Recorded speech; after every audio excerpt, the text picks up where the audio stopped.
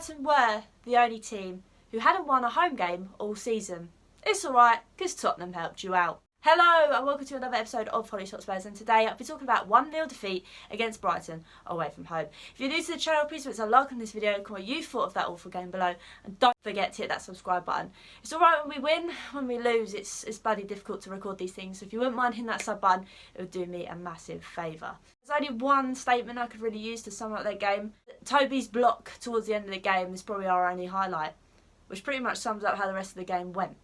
But nevertheless, we'll start with the lineup. The lineup comes out, and to be honest with you, I'm pretty baffled. We see that Lloris is in goal, and then we see that there is a back five. This back five consists of Sissoko, Sanchez, Toby, Joe, and Davies. Obviously, it looks like Davies and Sissoko will be acting as wing-backs, pushing forward, and then there will be a back three that consists of Sanchez, Toby, and Joe Rodon. The fact that Sergio Aurier is nowhere to be seen in the squad at all is a bit concerning. Obviously, the Barney that he rumouredly had against Liverpool at half-time, obviously Jose hasn't taken to very well, and he has been banished completely, which I think is a bad call from him, but I'm not the manager, sadly.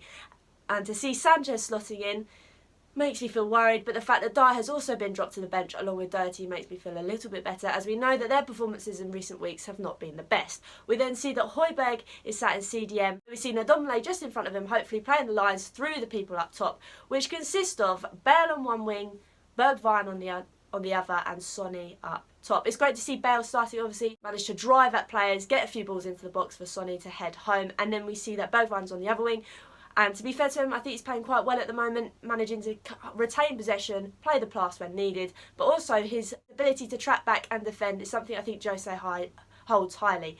Obviously, the fact that's really annoying me is the fact that in these times like this, when we've lost Harry Kane, we were screaming out for a backup striker. We now have a backup striker, but is he playing?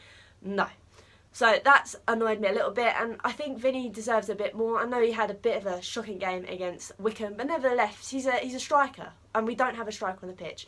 That leads to the bench, where we see that Dyer is benched, we see that Lucas is on there, Lamela, we also see youngsters Divine sat on the bench. Hopefully we get to see a bit of a cameo performance. All in all, I'm a bit shaky about this lineup. Now, with all Spurs games, I think to myself, it's going to take us a little while to actually get going and wake up, basically. This time, I could have had a nap and I would have been woken up quicker than Spurs this match. In the first 3 minutes, we see that Brighton have a lovely play between themselves and actually managed to nearly get on the goal sheet. Our defence quite literally look like they've literally just woken up like Sleeping Beauty, because they're just not asleep. It's so easy just to pass around us. In this instance, they're managing to pass the ball in between our box. No one's getting tight to them. Grob has a shot, he uses the outside of his boot and it just clips the post, and I'm thinking to myself, Jesus Christ, this is going to be a very long 90 minutes. From then on in, it just gets worse, to be honest.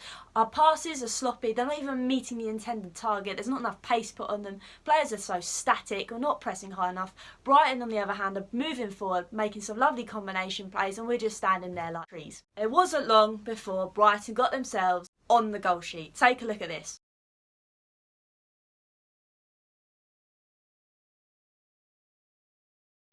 I'm in disbelief. I don't know what Davies is thinking here. He allows Grob to make a pass, then run inside him to receive the ball again. He's miles away. Rodon doesn't get close enough. The ball comes across. Trossard is waiting. Bang. He shoots. It goes in the back of the net. Again, they teach you in football, you need to say goal side of your man. Davies lets him come inside and gets all over him, basically. And it's just an easy goal. And again, it's another defensive error that just keeps happening at the moment. And it's constant. We are being pulled apart by Brighton, who haven't won a home game all season.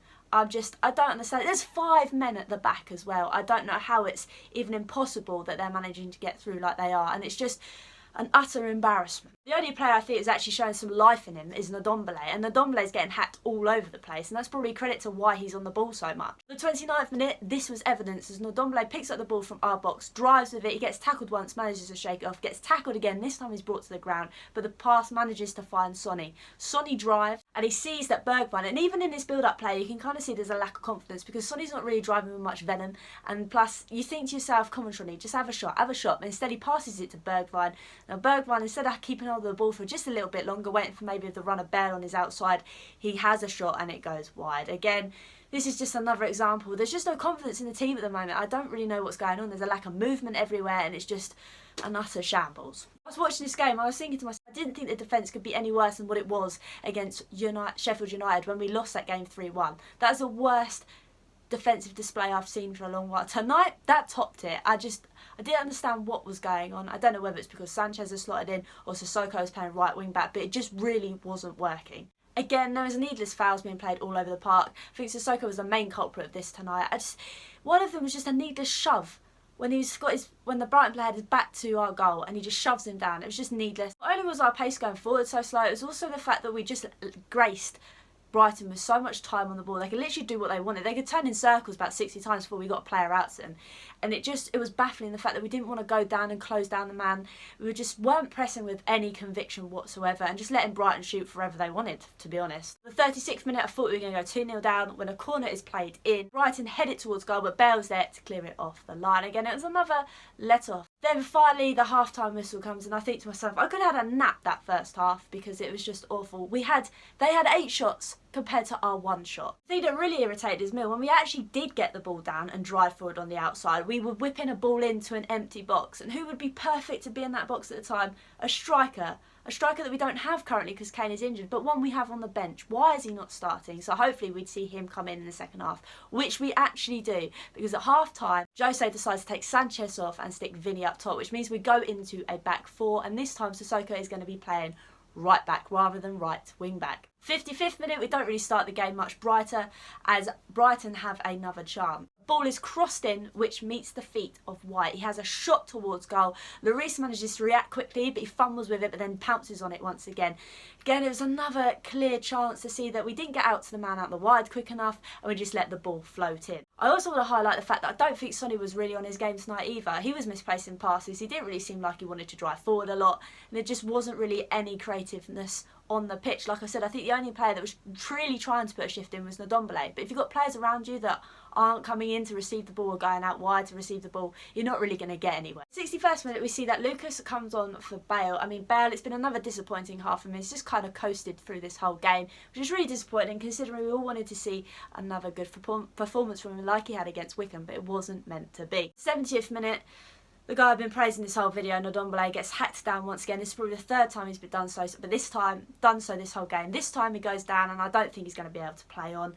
As he tries to run it off, I don't think it's going to happen. Obviously, with Ndombele sustaining that knock, we see him come off and Lamela come on. Then, on the 74th minute, we finally have a chance. I know, I should have slept till this moment. The man that was benched at the start of the game, that was our striker, is the only man that's had our clear-cut chance.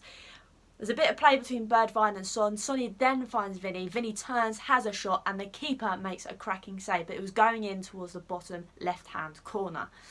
This time, we actually decided to wake up and do something. To be honest, that was pretty much it from Tottenham. In the 84th minute, Brighton get another good opportunity. This is when a ball is played through our back line. Rodon can't manage to get there quick enough and stop the cross. It's played along the floor. Meets a Brighton player. I can't remember at this moment in time because I'm still fuming at the game. He has a shot and Toby, the man, is there to block it off the line. And to be honest, if we didn't have Toby tonight, I think it would have been a lot more, just because I don't know how he hasn't been getting in front of Dyer. Tonight showed that tonight's back 4 was horrendous, but I think Toby was the only one that was trying to sort of the defence out, but it just weren't happening. And to be honest with you, that's it for the rest of the game. Just so glad that he's back, but the players around him just aren't it. And like I keep saying, I think the decision from Jose to drop Sergio Aurier, obviously I don't know what's gone on specifically, but I just think it was a bad call, the fact that he's a right back, and I think he's been playing quite well for us recently.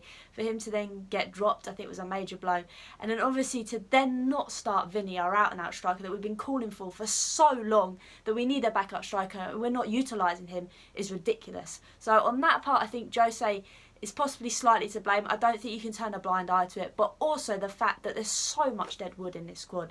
It is unbelievable. You think to yourself, who could you bring off from the bench? You got Lucas, you got Lamela, and you think to yourself, can they really put an impact into this game? I don't think so. And tonight really highlighted the fact that we just have players in this squad that aren't good enough to beat Brighton. Okay, we might be a bit deflated from the Liverpool game, but that you should have the energy and the want and the desire to go out there and get 3 points and put